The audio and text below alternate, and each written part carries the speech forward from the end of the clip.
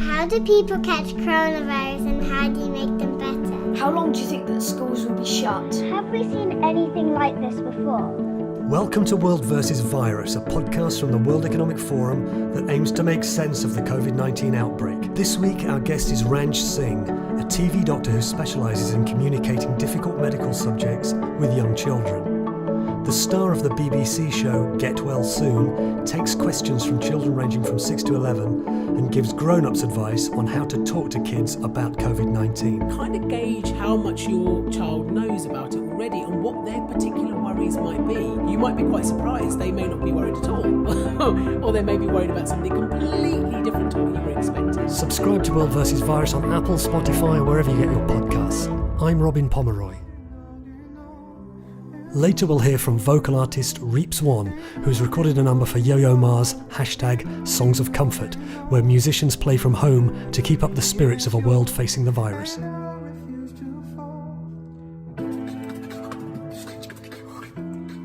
But first, Ranj Singh is a real medical doctor, but for the young viewers of the BBC TV channel CBeebies, he's the friendly face who explains to them what illnesses and injuries can do and what they can expect if they have to visit hospital. He kindly agreed to join a call for World vs. Virus to take questions from 3 current and former viewers of the programme. If you want to know what children from 6 to 11 years of age would ask a doctor about coronavirus, keep listening. It was a lively Zoom call with many of the usual glitches. There he is. Hello. Hello, Dr. Ranj. You're on mute, of course. You're on mute. But first, I asked Dr. Ranj how parents should talk to their own children about COVID-19. It very much depends. So any parent that's out there, or parent or carer that's out there that's worried about talking to their little ones, it very much depends on the age of your child, and you've got to tailor your information in your approach to how old your little one is and what their understanding is. So I guess one of the first ways to start is inform yourself. So get as much information for yourself from accurate and appropriate and reliable resources. So be careful where you go online.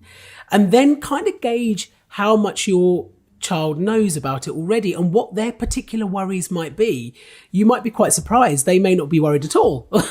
Or they may be worried about something completely different to what you were expecting, wondering why they can't see their friends rather than what the virus is itself. So younger children will be a bit more concerned about how the world around them has changed, why their routine has changed, why they're unable to see certain members of family, potentially why they're unable to see friends, unable to go to school and do the normal things that they usually would do. And they might find if you turn explaining coronavirus into a bit of a game or a playful activity or an artistic activity, for example, drawing the virus and kind of understanding it from that perspective, they might find that really useful. Older children, as you get older and start moving into teenage, they will get more of an understanding of what's going on. Some of their information may have come from social media and online, so they may already know quite a bit. And therefore, approaching their fears might be slightly different. It's important, whatever approach you take, is to be honest and be as accurate as you can be. Try not to let your emotions come out too readily, because children, if you're anxious, they will feed off your anxiety. They will reflect that back. And that doesn't really help the situation. And if you don't know the answer, it's okay. Just say, I don't know, but let's go and find out. So let's see what it is that those children want to ask about COVID-19. You'll hear from Ella, 9, Luke, 11, and first up, it's 6-year-old Asal. Say hello, Asal. Hello. Hello. How do people catch coronavirus and how do you make them better? Okay, all right. So coronavirus is a type of virus, which are tiny little germs that you can't see with your eyes, but you can see them with really powerful microscopes. And if those germs get inside our bodies, they can make us unwell. And the way coronavirus spreads around, we think, is that if somebody's poorly with it, then if they cough and they sneeze and then the virus gets out of their body and then goes to other people, then it could make them poorly as well. Now, how do we make them feel better? Well, luckily, most people who get coronavirus are okay because their bodies have what's called an immune system and it fights the virus off and it makes them better, and they can get better by themselves at home. Occasionally, people can get quite poorly with it and they may have to go to hospital to get better. Do we have to wash our food when we come back from the shops? Do we have to wash our food when we come back from the shops? I get asked this a lot, actually. So what we do know is that coronavirus can get onto surfaces like worktops or paper or wood or metal, and it can sit on there and it can survive for a little bit of time. However, picking it up from something like shopping or mail or packaging is really not that common. So you're really unlikely to get coronavirus from your shopping or things like that. So you don't have to wash your shopping. You should still be washing fruit and vegetables that you buy in the supermarket anyway, just in case they're dirty, but you don't need to wash them because of coronavirus. If you do go shopping, or if you do have some packaging or some mail that you've been handling with your hands, then the best thing to do is put it away. You can throw the packaging away if you want, and then wash your own hands afterwards. Can we go swimming in the summer? Can you go swimming in the summer? Well, we're waiting to find out when we will be allowed to do normal things like swimming again. And it might be slightly different rules in different countries depending on what's going on in that particular country. So we're just waiting for the government to let us know when it's safe for us to do so. Thank you, Dr. Ann. Thank you. Hello, Dr. Ann. Hi. My name's Ella and I'm 9. I'd like to know, how hard is it battling the coronavirus? Ooh, good question, Ella.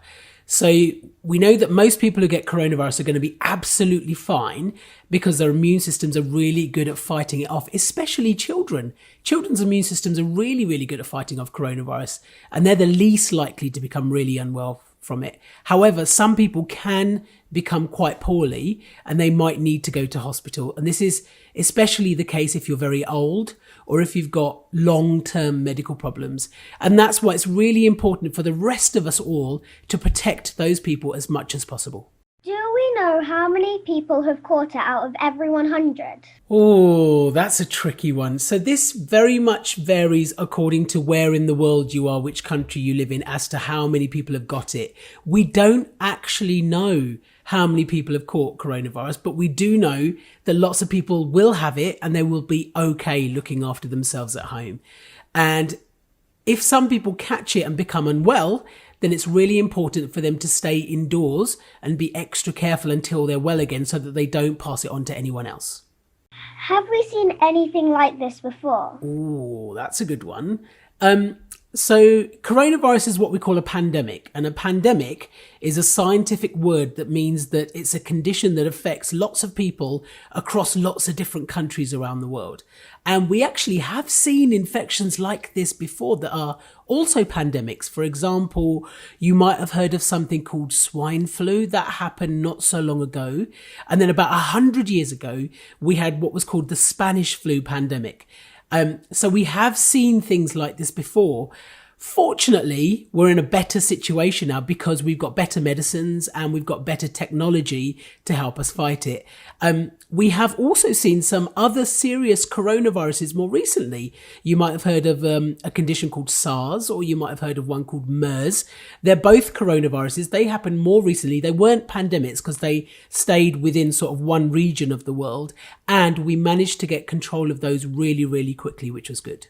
How close are scientists to finding a vaccine, and will it be like the flu sniff at school? Ooh, lots of people have been asking that question, and we've got lots and lots of scientists around the world that are working on a vaccine right now.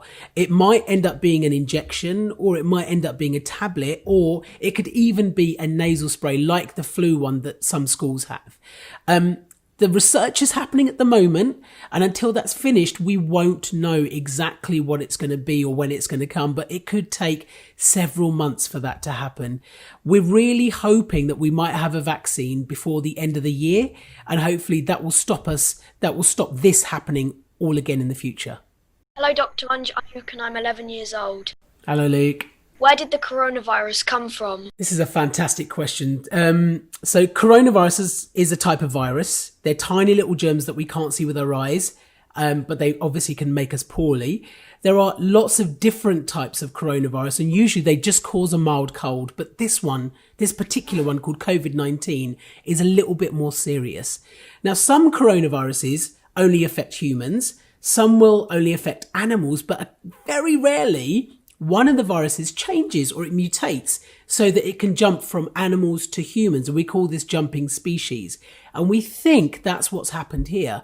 We're not sure exactly which animal it came from, but it might have started in bats or pangolins. We're not really sure which one, and then jumped species to us. That doesn't mean it's any more severe. It just means that the virus changed so it could infect humans as well. And now it's passed between humans. How long do you think the coronavirus will be around? We actually don't know, but it's likely to be several months. Again, this very much depends on where you live in the world. It could be slightly longer in some countries, could be slightly less in others.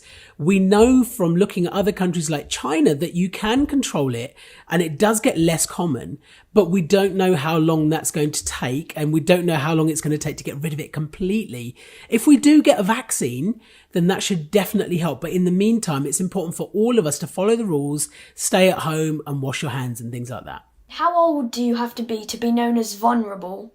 Okay, so the older you are, the more risk you might be at if you do get coronavirus. And by risk, we mean that if you get coronavirus, you could become much, much more poorly from it.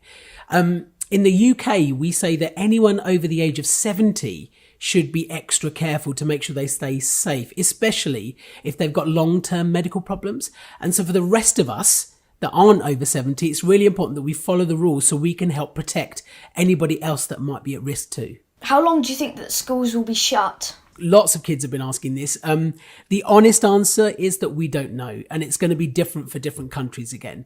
Schools will only reopen once it's safe to do so, and we're waiting for the government to tell us when that's going to be. But there are lots of things that you can do at home in the meantime, and I'm sure that your school has probably sent homework or been recommending stuff for you to do at home as well. Thank you. Thank you. Thanks, everyone. Thank you to Asal, to Ella, and to Luke, and to Dr. Ranj Singh. Thanks for taking the time to answer children's questions for us. Thank you, everyone. And Robin Pomeroy. And Robin Pomeroy, everyone else. Thanks so much.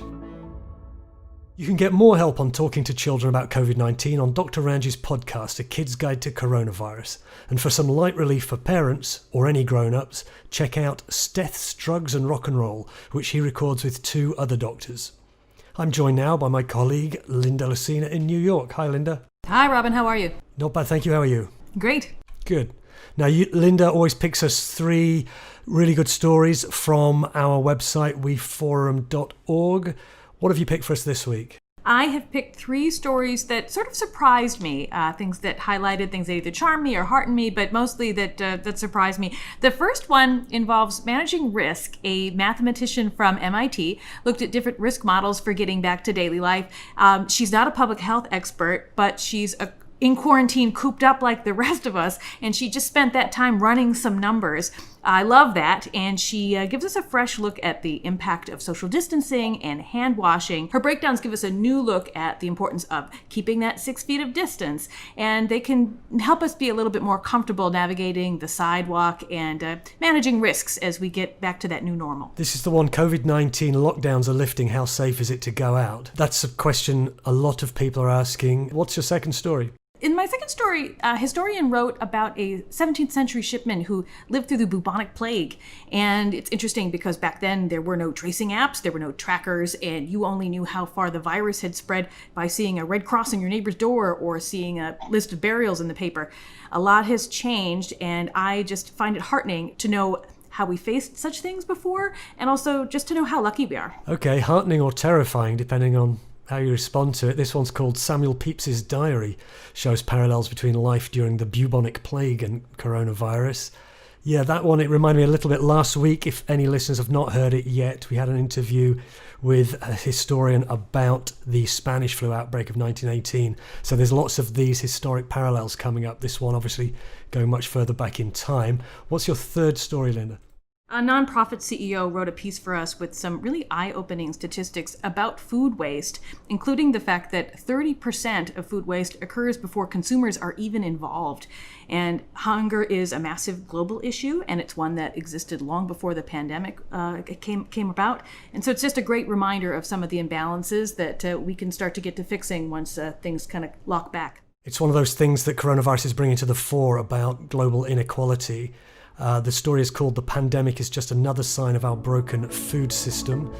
And that and the other stories and many other interesting stories about coronavirus are online at our website at weforum.org. Linda, thanks very much. All right, thanks so much, Robin. My name is Reep Swan, and this is Songs for Comfort.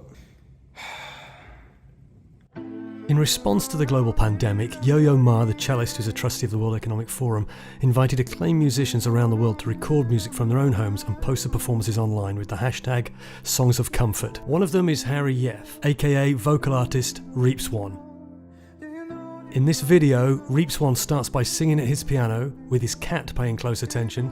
The song then bursts into extraordinary percussive vocal stylings.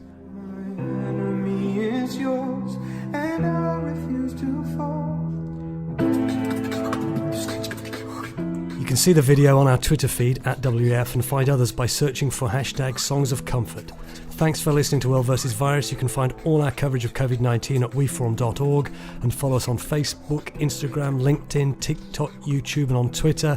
Please subscribe to receive the podcast every week. Just search World vs. Virus on Apple, Spotify, or wherever you get your podcasts. My thanks to Gareth Nolan and Kate Whiting for helping producing this week's episode, and we'll play out with the full performance, Reep Swan's Song of Comfort.